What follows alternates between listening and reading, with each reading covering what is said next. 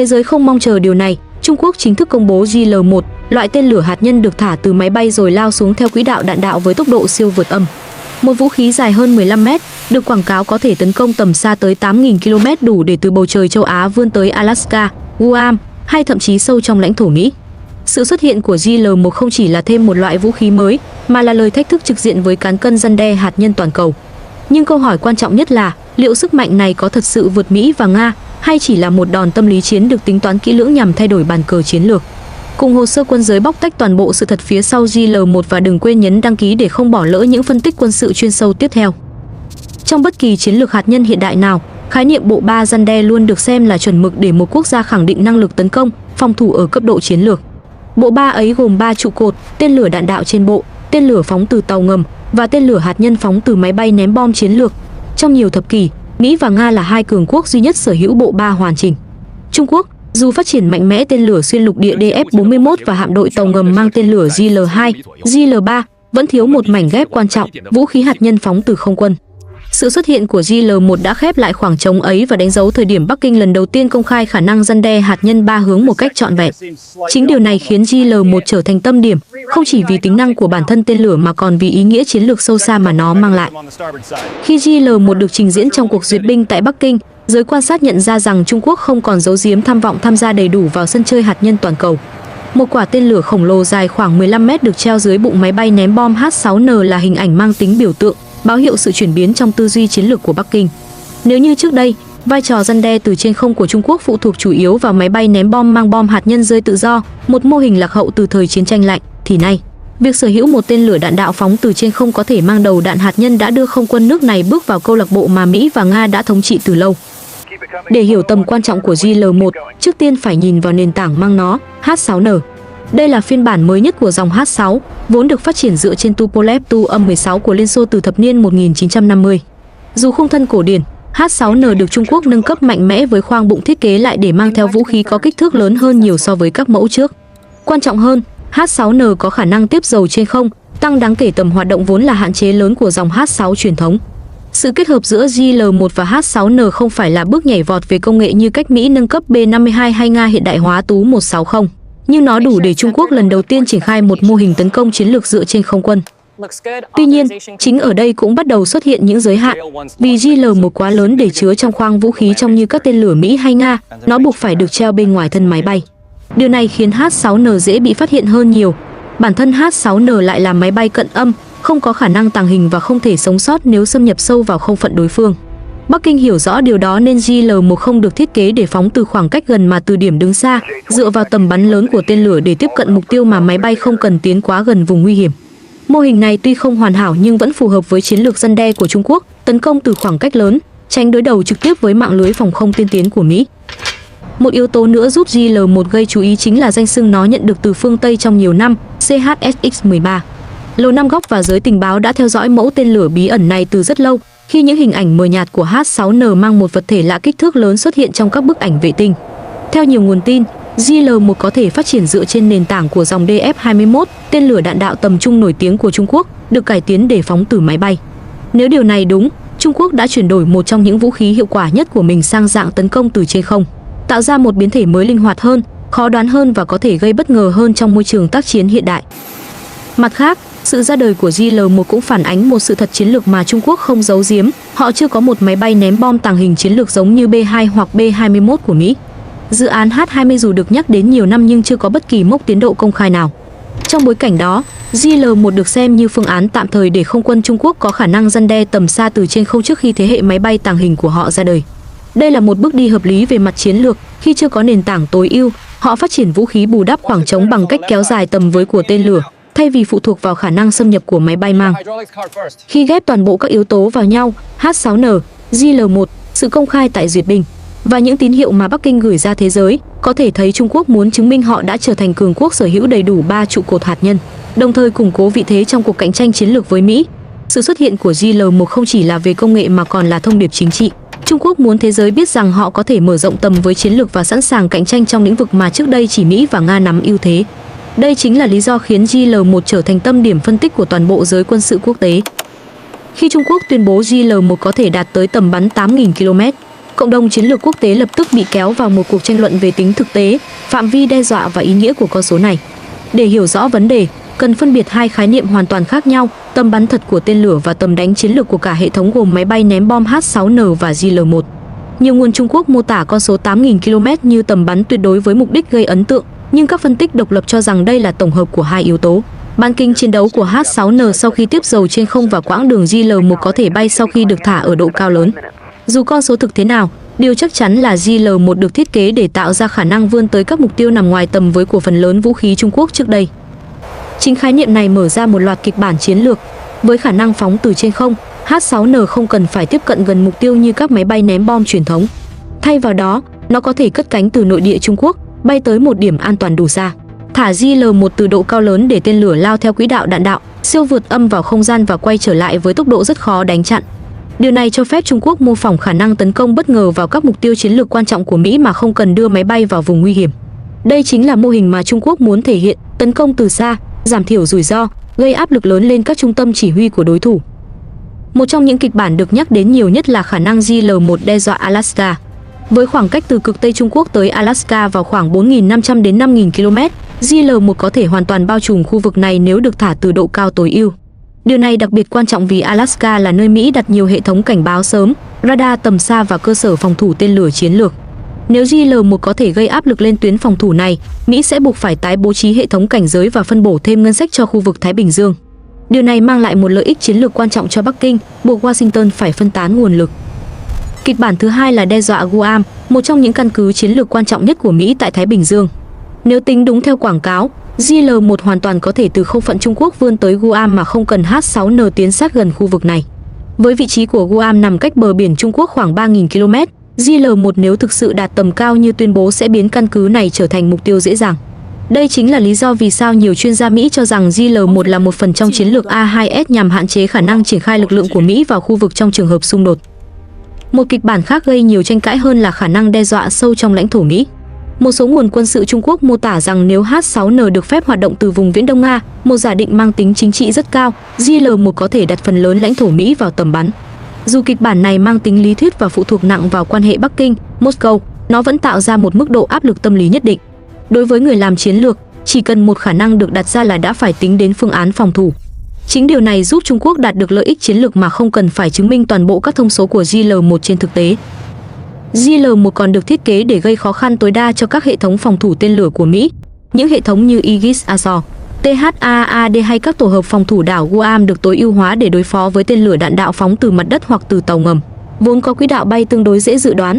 Tuy nhiên, phóng JL-1 từ trên không tạo ra sự linh hoạt về hướng phóng, độ cao thả, góc tiếp cận và thời điểm khai hỏa. Điều này khiến đối phương rất khó dự đoán và tối ưu hóa radar. Một tên lửa được thả từ độ cao lớn có thể theo quỹ đạo bay không tiêu chuẩn, khiến radar phòng thủ có thời gian cảnh báo ngắn hơn hẳn so với tên lửa truyền thống. Đây chính là yếu tố khiến JL-1 đặc biệt nguy hiểm trong mắt các chuyên gia phòng thủ tên lửa. Một điểm quan trọng khác là tuy JL-1 được quảng cáo có khả năng siêu vượt âm, mức độ cơ động thực sự và tốc độ cuối pha tấn công vẫn chưa được kiểm chứng bởi dữ liệu độc lập.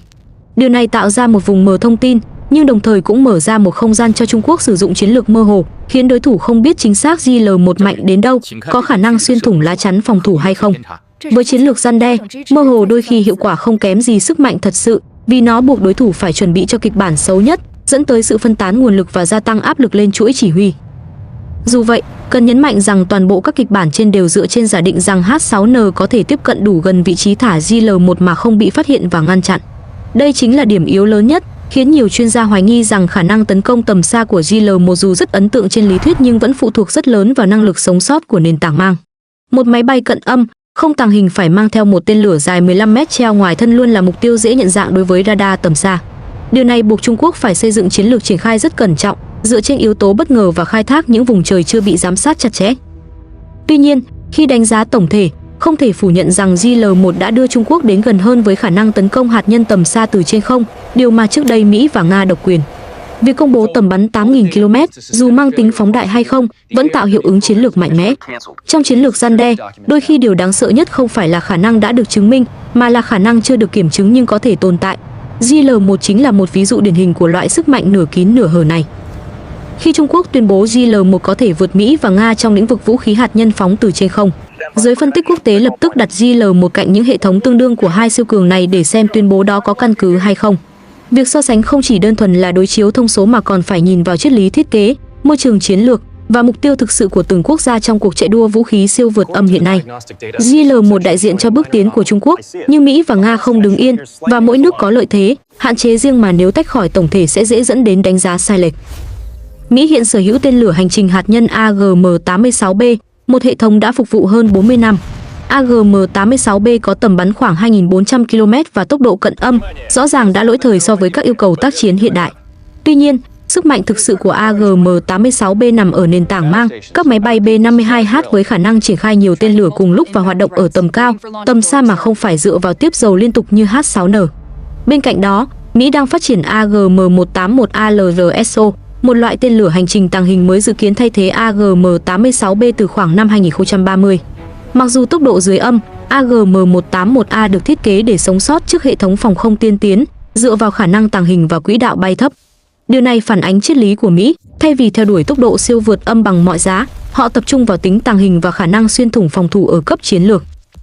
Một chương trình khác đáng chú ý của Mỹ là AGM-183AARRW, tên lửa siêu vượt âm phóng từ trên không. Tuy nhiên, chương trình này đã bị hủy sau nhiều lần thử nghiệm thất bại. Đây là điểm mà truyền thông Trung Quốc đặc biệt nhấn mạnh khi so sánh với JL-1. Tuy vậy, việc Mỹ hủy ARRW không đồng nghĩa họ thất bại, mà chỉ là họ chuyển hướng sang các dự án khác như HAWC hoặc HACM, vốn được đánh giá có khả năng ổn định và thực tế hơn. Cách Mỹ tiếp cận vũ khí siêu vượt âm thận trọng hơn Trung Quốc khi họ tập trung vào những công nghệ đã kiểm chứng thay vì chạy theo thông số chưa chắc khả thi. Điều này cho thấy Mỹ không thiếu năng lực mà chỉ không muốn đặt cược vào những chương trình không mang lại hiệu quả chiến lược rõ ràng. Nếu đặt JL-1 cạnh các hệ thống của Nga, bức tranh lại khác hẳn. Nga sở hữu KH-102 và KH-BD, hai loại tên lửa hành trình hạt nhân tầm xa với độ chính xác cao, tốc độ cận âm và khả năng bay thấp để tránh radar. KH-102 được mang bởi Tú 95MS và Tú 160M, hai máy bay ném bom chiến lược có tầm hoạt động vượt xa H-6N. Về lý thuyết, Nga không cần một tên lửa đạn đạo phóng từ trên không như JL-1, bởi họ đã có các nền tảng sống sót cao hơn, tốc độ nhanh hơn và khả năng triển khai linh hoạt hơn. Tuy nhiên, Nga có Kinzhan, một trong những vũ khí siêu vượt âm nổi tiếng nhất, có thể mang đầu đạn hạt nhân và phóng từ máy bay MiG-31K. Kinzhan có tốc độ siêu vượt âm, nhưng tầm bắn của nó ngắn hơn nhiều so với JL-1. Đây là điểm mà báo chí Trung Quốc thường đem ra làm lợi thế để khẳng định JL-1 vượt Nga. Nhưng sự so sánh này không hoàn toàn phù hợp vì Kinzhan và JL-1 phục vụ hai mục tiêu khác nhau. Kinzhan chủ yếu dùng để xuyên thủng hệ thống phòng thủ khu vực, trong khi JL-1 hướng tới nhiệm vụ tấn công chiến lược tầm xa. Điểm mấu chốt nằm ở việc JL-1 là vũ khí đạn đạo phóng từ trên không phải tên lửa hành trình như AGM-86B, AGM-181A hay KH-102. Điều này khiến khả năng bay của JL-1 hoàn toàn khác biệt, tốc độ cao hơn, quỹ đạo khó đoán hơn, nhưng đồng thời nó cũng đòi hỏi nền tảng mang phải sống sót đủ lâu để triển khai. Đây là điểm mà cả Mỹ và Nga không gặp phải, vì họ sở hữu các máy bay ném bom tàng hình hoặc siêu âm, với khả năng xâm nhập sâu vào không phận đối phương hoặc giữ khoảng cách an toàn mà vẫn phóng được tên lửa. H-6N không có những lợi thế này. Nó buộc phải phóng JL-1 từ khoảng cách rất xa, và do không tàng hình, bất kỳ động thái nào của H-6N cũng dễ bị radar phát hiện. Điều này khiến năng lực thực chiến của JL-1 vẫn phụ thuộc lớn vào môi trường khai hỏa và chiến thuật bảo vệ máy bay. Một yếu tố nữa cần xét đến là trình độ chỉ huy, kiểm soát hạt nhân của không quân Trung Quốc. Mỹ và Nga có hàng chục năm kinh nghiệm trong việc triển khai vũ khí hạt nhân từ trên không, với hệ thống chỉ huy nhiều lớp, quy trình bảo mật cao và khả năng phản ứng linh hoạt. Trung Quốc mới chỉ bắt đầu đưa không quân vào cấu trúc răn đe hạt nhân, do đó chưa rõ mức độ hoàn thiện của các quy trình vận hành, đào tạo phi công và cơ chế ra lệnh sử dụng vũ khí. Đây là những yếu tố không thể đo bằng thông số kỹ thuật nhưng lại đóng vai trò quyết định khi xét đến năng lực răn đe thật sự. Tuy nhiên, điều không thể phủ nhận là JL-1 đã giúp Trung Quốc bước vào sân chơi mà trước đây họ không có mặt. Cho dù H-6N còn hạn chế, chưa tàng hình và phải phụ thuộc vào chiến thuật tiếp cận từ xa, JL-1 vẫn mang lại cho Bắc Kinh khả năng tấn công hạt nhân từ trên không, một khả năng mà trước đây họ gần như không có. Trong bối cảnh cuộc chạy đua vũ khí siêu vượt âm đang diễn ra quyết liệt, mỗi bước tiến mới đều có giá trị chiến lược to lớn. JL-1, với thông số được quảng cáo và mức độ bí mật xung quanh, càng làm tăng hiệu ứng răn đe của Trung Quốc đối với đối thủ. Khi so sánh tổng thể, khó có thể kết luận rằng JL-1 vượt Mỹ hay Nga một cách tuyệt đối. Mỹ sở hữu công nghệ tàng hình mà Trung Quốc chưa đạt được. Nga có tên lửa hành trình hạt nhân cực kỳ chính xác, cùng máy bay ném bom tầm xa vượt trội. Nhưng JL-1 lại có thứ mà Mỹ và Nga chưa công khai một cách tương đương, một tên lửa đạn đạo phóng từ máy bay có tầm hoạt động được nói là lên đến 8.000 km. Điều này tạo ra lợi thế tâm lý và chiến lược cho Trung Quốc, ngay cả khi hiệu quả thực tế của JL-1 vẫn còn là ẩn số.